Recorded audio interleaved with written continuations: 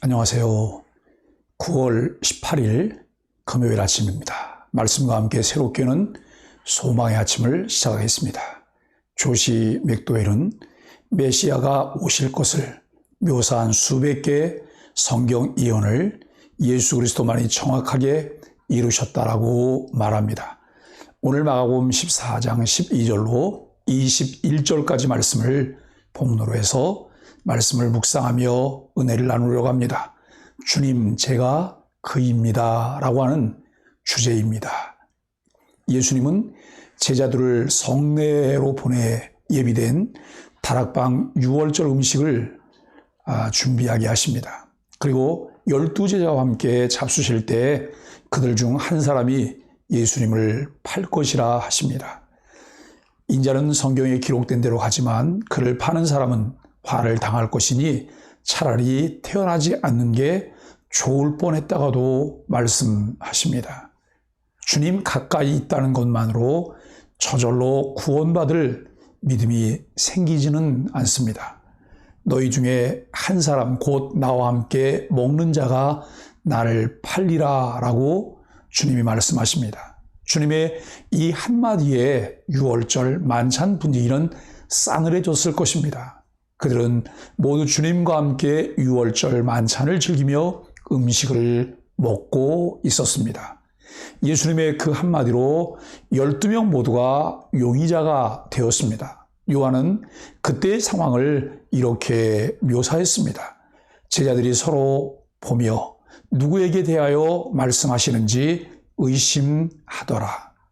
그 싸늘한 분위기를 상상해 보십시오. 서로를 향한 눈빛은 마치 칼같이 날카로웠을 것입니다. 곧 정적을 깨는 질문이 누군가로부터 시작되었습니다. 나는 아니지요? 이는 분명한 부정을 의미하는 의문문입니다. 그러자 모두가 필사적으로 자신의 결백을 입증하려 했습니다. 주님, 저는 아닙니다. 제가 그럴 리 있겠습니까? 저는 아니지요.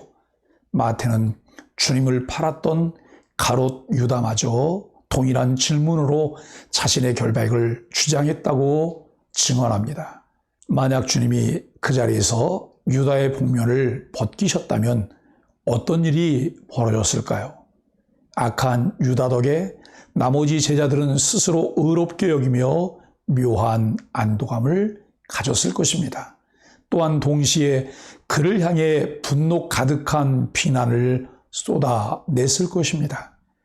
우린 적어도 주님을 팔지 않아. 유다, 당신에 비해 우리는 괜찮은 사람이야.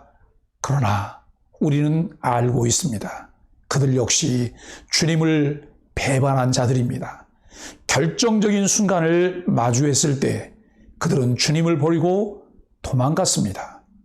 하지만 주님은 이 모든 것을 아시고도 6월절 만찬을 준비하셨습니다. 자신의 때가 가까이 왔음을 알고 있었기 때문입니다. 제임스 에드워즈의 말처럼 주님은 통제할 수 없는 사건에 휘말린 비극적인 영웅이 아닙니다. 주님은 이미 3번에 걸쳐 자신의 고난에 대해 말씀하셨습니다.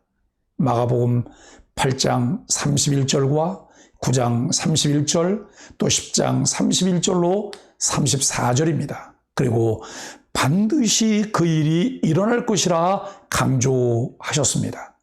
예수님 자신에 대해 기록된 대로 주님은 십자가를 향해 한 걸음씩 나아가셨습니다. 무엇 때문일까요? 유다의 배반 때문일까요? 제자들의 교만함 때문일까요? 아닙니다. 모든 화살을 그들에게만 겨눌 수 없습니다. 성경은 우리 모두를 죄인이라고 말하고 있습니다. 그렇습니다. 우리 때문에 주님은 십자가의 고통을 마주해야 하셨습니다. 그러므로 우리 중 그 누구도 나는 아니지요라고 반문할 수 없습니다. 오히려 우리가 할 수 있는 말은 이것뿐입니다. 주님, 제가 그입니다. 제가 주님을 팔아 넘긴 자입니다. 제가 주님의 원수입니다. 그러나 주님은 그런 우리를 위하여 죽으셨습니다. 이를 통해 우리를 향한 하나님의 사랑이 어떠한지 확증해 주셨다고 로마서 5장 8절에서 분명하게 말씀하십니다. 그 놀라운 대속의 은혜는 우리의 한계를 선명하게 보여줍니다. 타인을 악으로 규정하여 스스로 의롭게 여기려 하는 모든 가능성을 차단합니다. 또한 동시에 그런 우리가 그리스도 안에서 이미 용납되었다는 강한 확신을 갖게 합니다. 마틴 루터의 고백처럼 우리는 의인인 동시에 죄인입니다. 자신도 모르는 사이에 하나님의 은혜에 기대기보다 자신의 의를 의지하고 있는 것은 아닌지 나 자신을 돌아보아야 합니다. 나는 아니지요라고 말하며 타인을 악인으로 규정하고 있는 것은 아닌지 주님 말씀 앞에 자신을 비추어 보아야 합니다.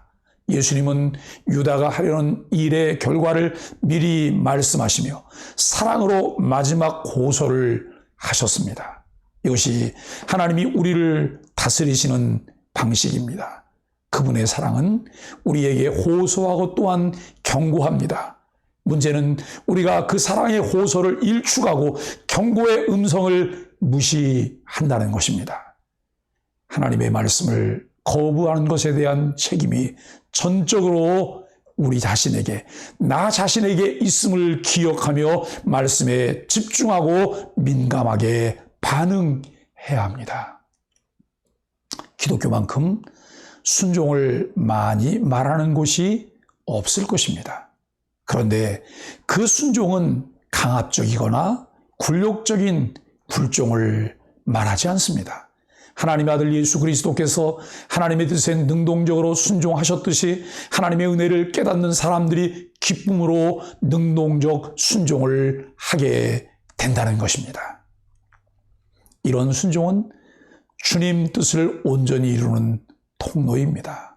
이런 순종은 세상을 변화시키며 하나님의 나라를 이 땅에 편만케 하시려는 하나님 아버지의 뜻을 이루는 도구가 된다고 하는 것입니다.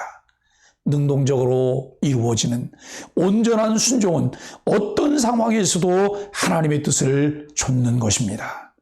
식사 도중에 예수님은 제자들 가운데 한 사람이 자신을 배반해 팔 것이라고 말씀하십니다. 예수님은 이미 가룟 유다가 그분을 팔기 위해 대제사장들을 찾아간 사실을 알고 계십니다.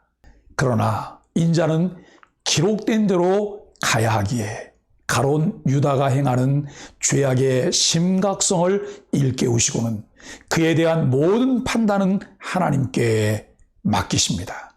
예수님의 죽음은 이미 구약에 예언된 것이며 하나님이 정하신 뜻입니다. 예수님은 십자가의 길을 가시면서 하나님의 뜻에 온전히 순종하십니다. 참기 어려운 배신과 견디기 힘든 고난을 이기는 비결은 그 속에서 하나님의 뜻을 발견하고 따르는 영적 의지입니다. 주님 가신 십자가의 길을 걸어갈 때 우리에게 필요한 것은 믿음의 주이신 예수 그리스도를 바라보는 것입니다. 그 앞에 있는 기쁨을 위하여 십자가를 참으사 부끄러움을 개의치 아니하시더니 하나님 보좌 우편에 앉으셨느니라. 하나님의 아들이시지만 심한 통곡과 눈물로 간구와 소원을 올렸고 그의 경건하심으로 말미암아 들으심을 얻었다고 히브리서 기자는 말합니다.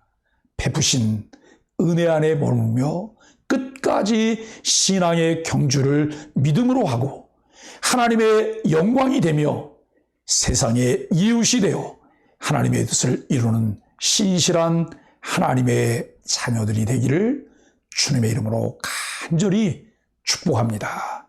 함께 기도하겠습니다. 염려를 담은 질문에도 친절히 대답해 주시는 주님이 참 좋습니다. 주님의 가르치심을 따라 걷다 보면 말씀대로 이루어진 것을 발견할 수 있으니 감사합니다. 죄의 유혹을 받을 때 주님의 경고를 듣는 즉시 돌이켜 바른 길 가는 제자로 살게 하소서. 아멘. 함께 기도하겠습니다.